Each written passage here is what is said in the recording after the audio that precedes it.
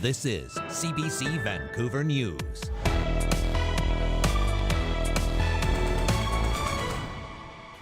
I'm sure a lot of people feel a bit nervous. I also worry about the animals and the bird life. Slow, soggy commutes and rising rivers.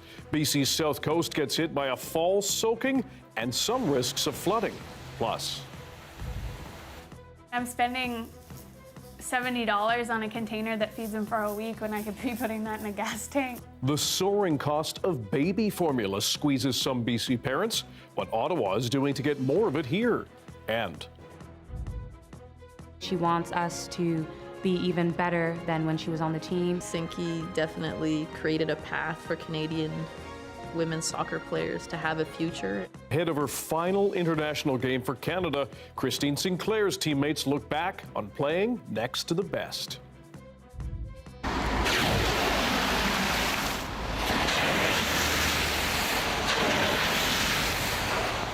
It has been a wet, slow night as an atmospheric river soaked the south coast for much of today.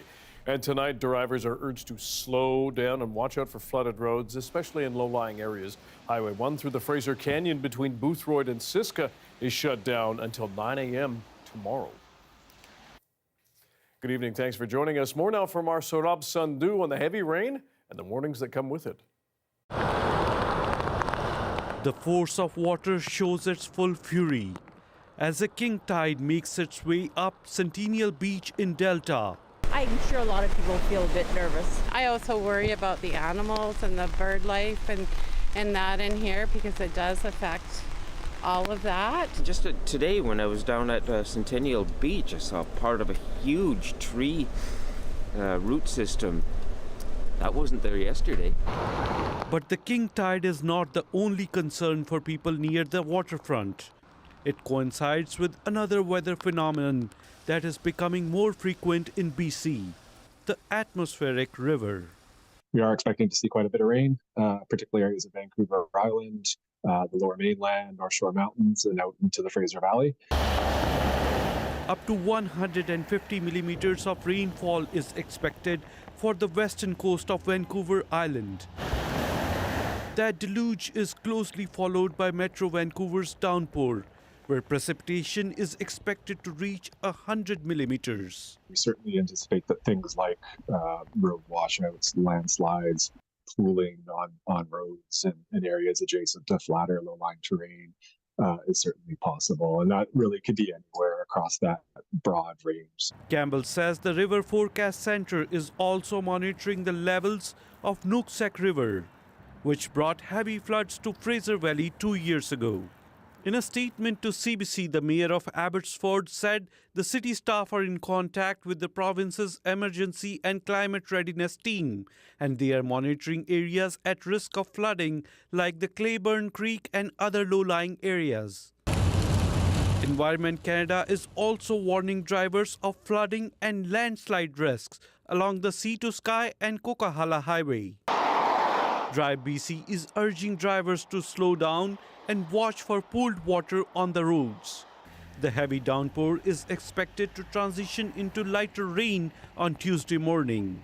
Saurabh Sandhu, CBC News, Vancouver. The Greater Victoria Public Safety Unit has arrested a man who police claim accelerated his car and nearly hit a protester during a pro-Palestinian rally outside the legislature on Sunday.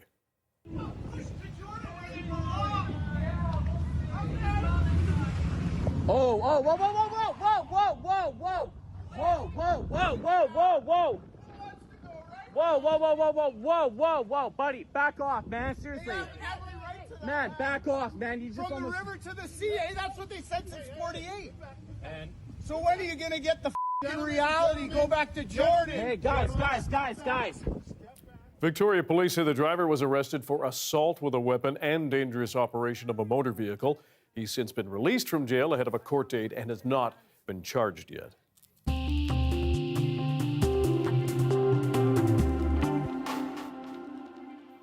Baby formula has been in short supply for a while now, and whatever parents and guardians can find costs much more. Renee Filipponi shows us why and how some parents here in BC are dealing with it. With her 6-month-old baby in tow, Ashley Otley relies on this nonprofit for supplies. Hi, little guy. Everything these days costs more, but she says the price of formula is through the roof. I mean, I'm spending $70 on a container that feeds him for a week. Such a cutie. The single mom was unable to breastfeed, and her son is only able to digest certain types of formula, which she often can't find. I've got family up north that check stores up north and they'll ship it down. I have family in Ontario that'll ship it this way. A shortage started last year when a manufacturing plant in the U.S. went offline. Most of the formula used in Canada is imported from the U.S., though the federal government has now authorized imports from Europe to try and stabilize supply and hopefully lower prices. Infant formula has risen almost 5 times more than the average food product in a grocery store since March of 2022.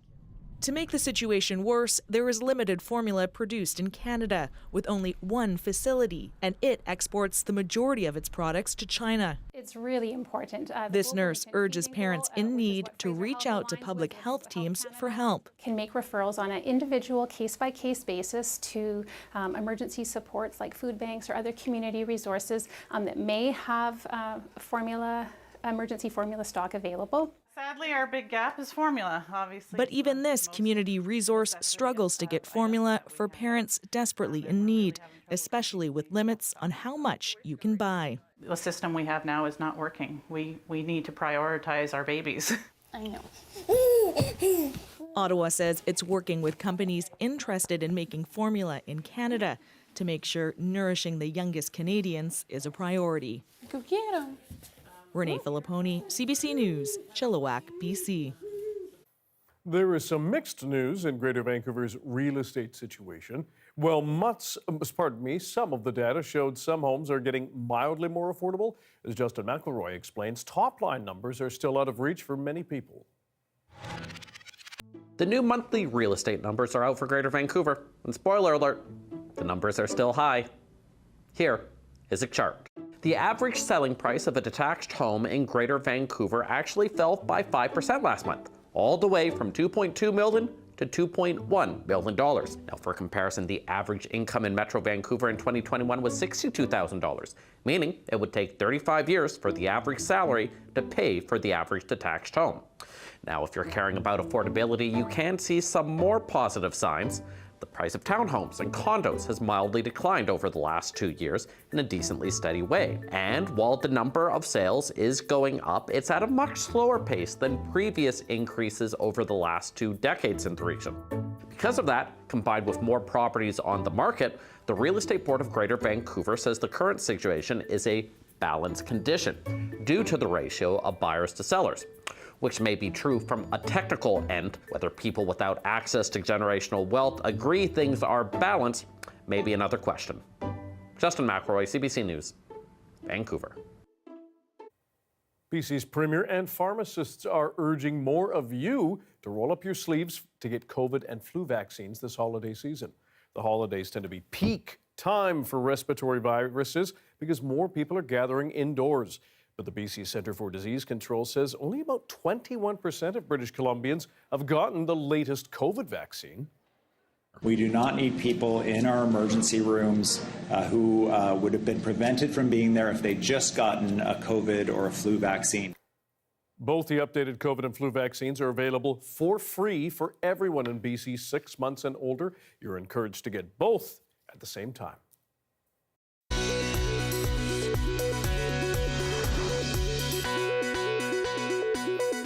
A BC man's experience with Amazon could serve as a cautionary tale for holiday shoppers. The expensive watch he ordered was not in the package he got. And as Erica Johnson reports, he hasn't been able to get a refund and is out thousands of dollars. We heard from a man who lives in a remote part of BC on the west coast of Vancouver Island. Leo Steinberg has to order most things online. So he was eager to pick up an Amazon package from his local post office, expecting this watch, $2,100, but it has GPS for hiking and can track vital signs to help with some recently diagnosed health issues. I opened it right away because I was looking forward to it. and it was empty. The box was torn, enough for a hand to reach in. All that remained was an empty watch box and a silicone strap. He emailed Amazon right away and got a reply telling him to file a police report. He did, but Amazon said the document was missing information. He sent screenshots from the RCMP's website with more info, insisted the company had all the details. Amazon wouldn't budge. I was emailing, calling, was a nightmare. Frustrating customer experiences actually serve a purpose for big companies like Amazon, says a UBC business prof. They can offer a fairly generous refund policy, while at the same time limit how often they have to hand those refunds out. Many consumers are disencouraged and drop out in the process. The companies only has to pay those most persistent consumers that go all the way. Steinberg says, living remotely, he'll now give other online retailers his business. Amazon declined an interview request and didn't answer a number of written questions. A spokesperson told Go Public the company apologizes to the customer for the negative experience and says it will continue to work directly with him. Leo Steinberg says he hasn't heard from the online retail giant for weeks. Erica Johnson, CBC News, Vancouver. The Canadian National Women's Soccer team is warming up at BC Place, or what is being coined CS Place, for one day to mark Christine Sinclair's much-anticipated final game in her international soccer career tomorrow. Sinclair's teammates are sharing what it's like to play alongside her.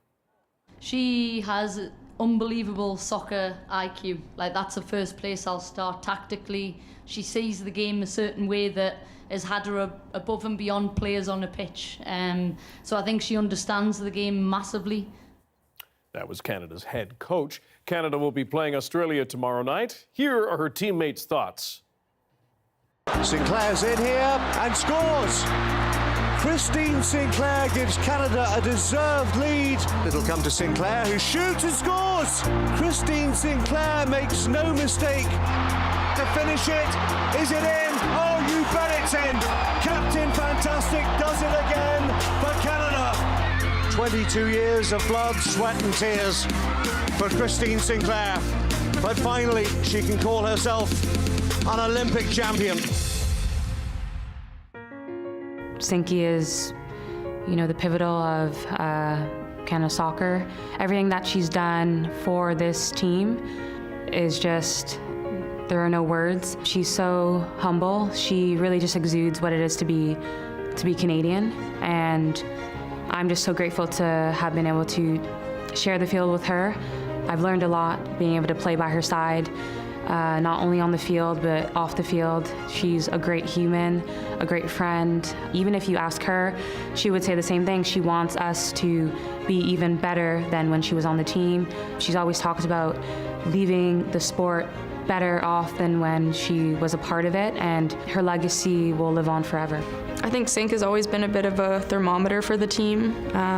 She's definitely a woman of few words, but I think when she gets angry or she's not satisfied with what's going on, it's very clear, and I think the team reacts in a way when Sink says something. When I was a younger player on the team, I remember that there was a time that she kind of left a pair of spare boots at my hotel room door because I didn't necessarily have that many pairs of boots, and she'd been with Nike for years, and she just left me a pair of boots, and I don't think she would have said much, but had maybe overheard that I needed a pair of six studs or something wherever we were playing. Those are the kind of actions that she does, and again, doesn't necessarily need a lot of acknowledgement and doesn't need to go up to me and tell me that this is what she's doing, but I think she's always just kind of that quiet force, and you can feel her trust and respect for her teammates, and it's very powerful. I think that off the pitch, she's just the most humble and incredible human and captain.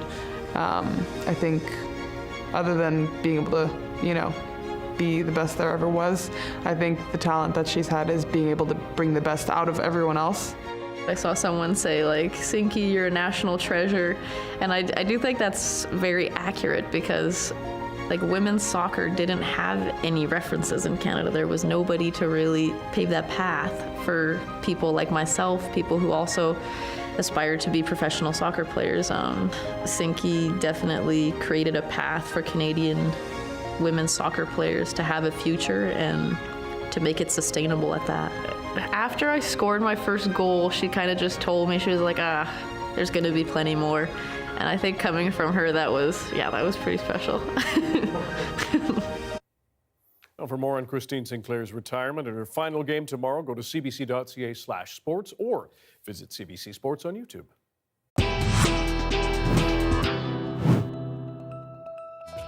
It's cold, it's wet, it's windy. Coming up, Dr. Melissa Lim will debunk cold weather myths and why some of those teenagers just won't put on a coat.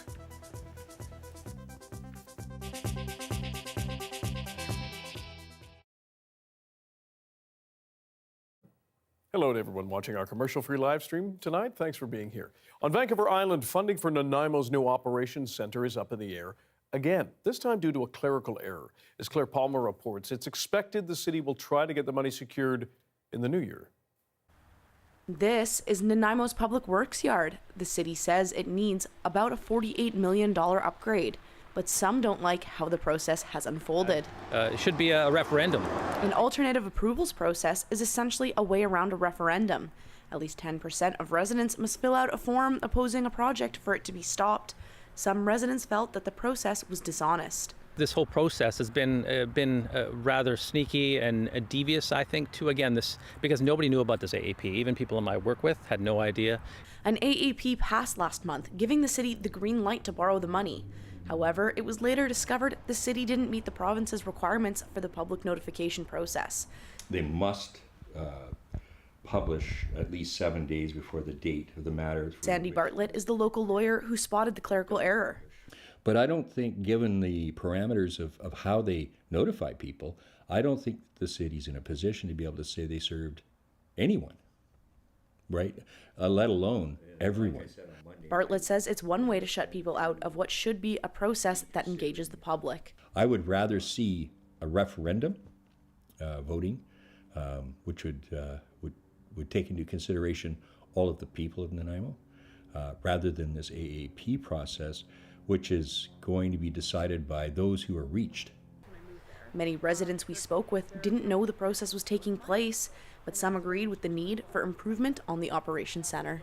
I think it's really stupid. I'm sorry, I just don't like it. They keep, they close the doors, they do this, they do that, and they don't want my opinion. The city's growing, developing, and I think we have to push ahead to keep up with the times. This week, council is expected to recommend a second AAP take place in January. Claire Palmer, CBC News, Nanaimo.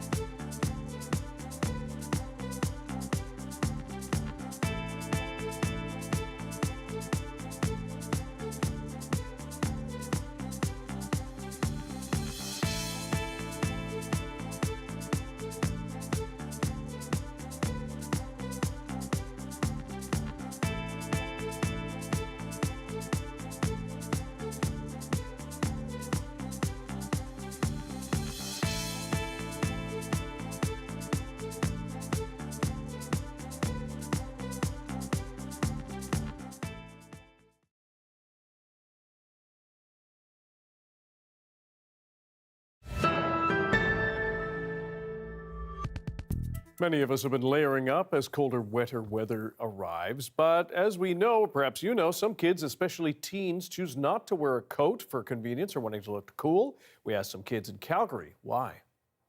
Why choose a t-shirt when there's snow on the ground?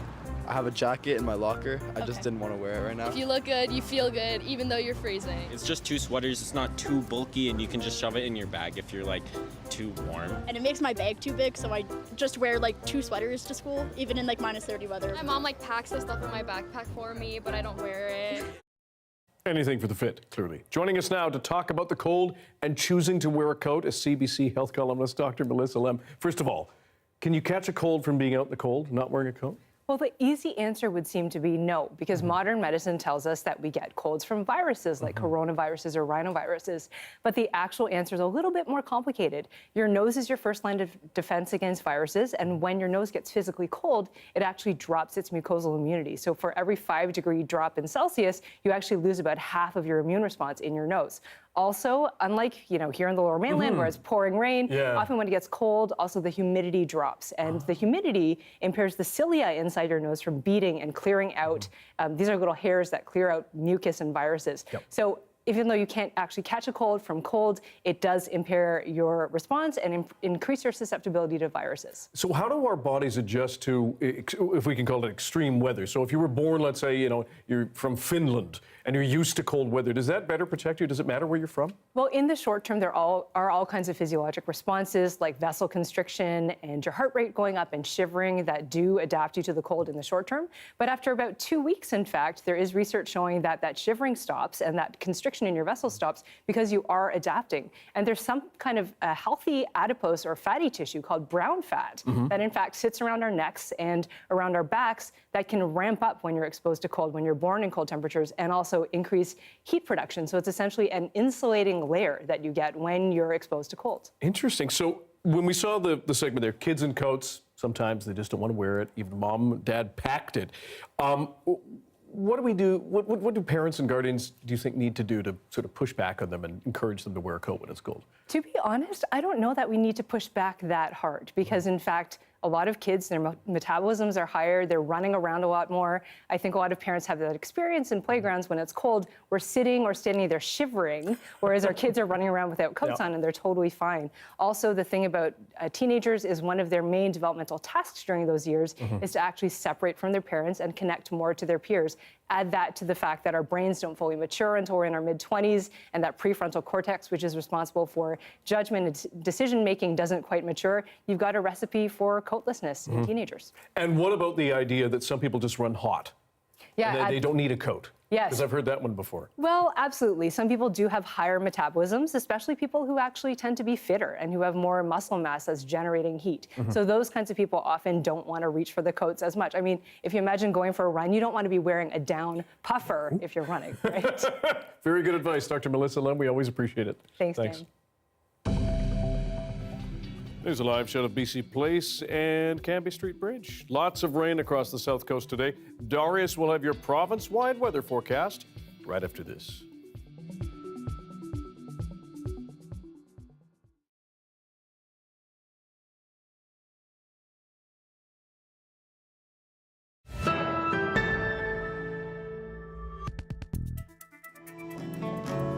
Did you ever know that you're my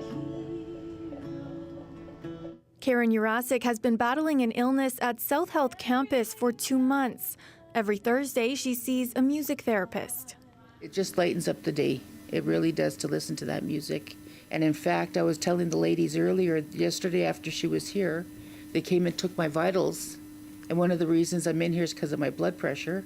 My blood pressure was excellent, is what he said. According to JB Music Therapy, the program is offered to over 300 people across the city per month.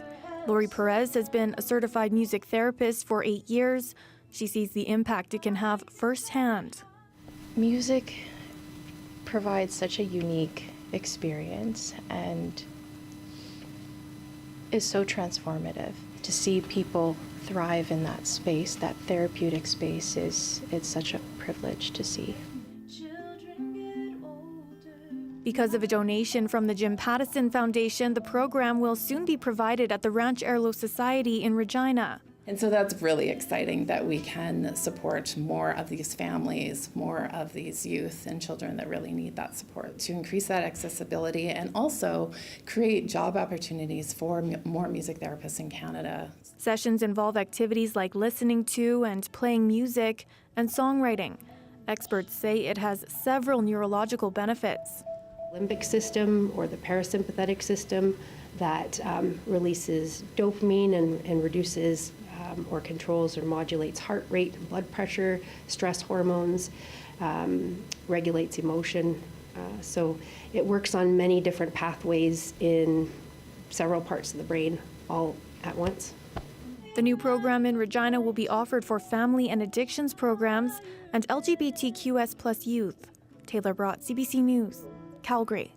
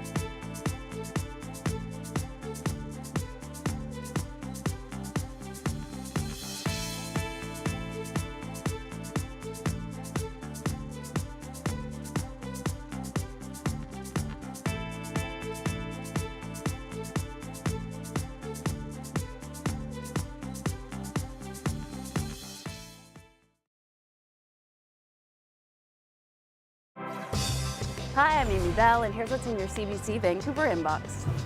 For 37 years, British Columbians have been donating to food banks at CBC British Columbia's Food Bank Day, raising more than $18 million for food banks in BC.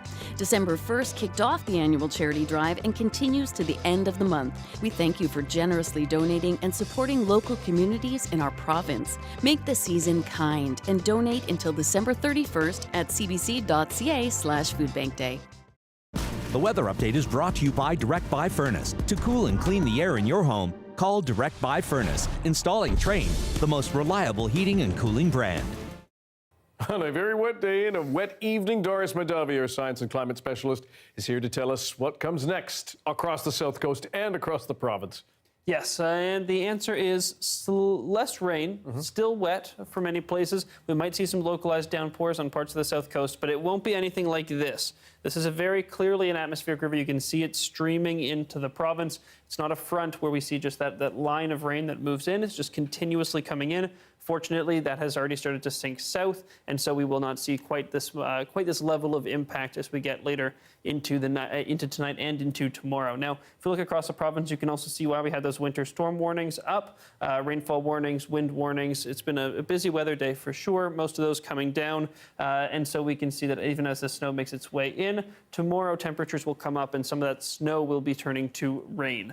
Now, take a look here. You can see still some scattered showers popping up. A few places could be heavy, but for the most part, we're drying up. We have a new ridge of high pressure going to be setting up across the province over the next few days, and so you can see some of that snow turning into rain in some parts of the interior. Tomorrow, expected as temperatures climb, because that atmospheric river didn't just bring moisture, it also brought some heat.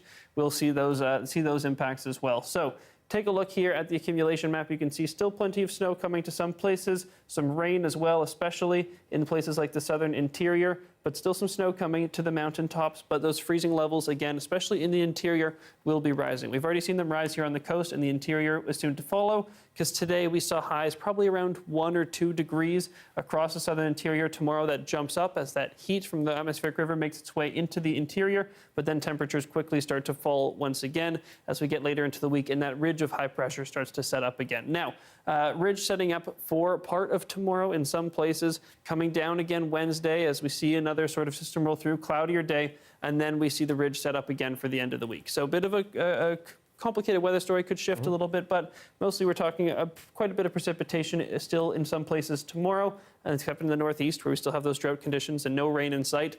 And here in Vancouver, we see that one more day of scattered showers, and then we start to dry up again into the end of the week. All right, Darius, thanks very much. Thanks, Dan. And that is your late news for Monday. Thank you for joining us tonight. For news at any hour, check our website, cbc.ca/BC. Your next local news is on the early edition on CBC Radio 1 that begins tomorrow morning at 5:30. Have a good night.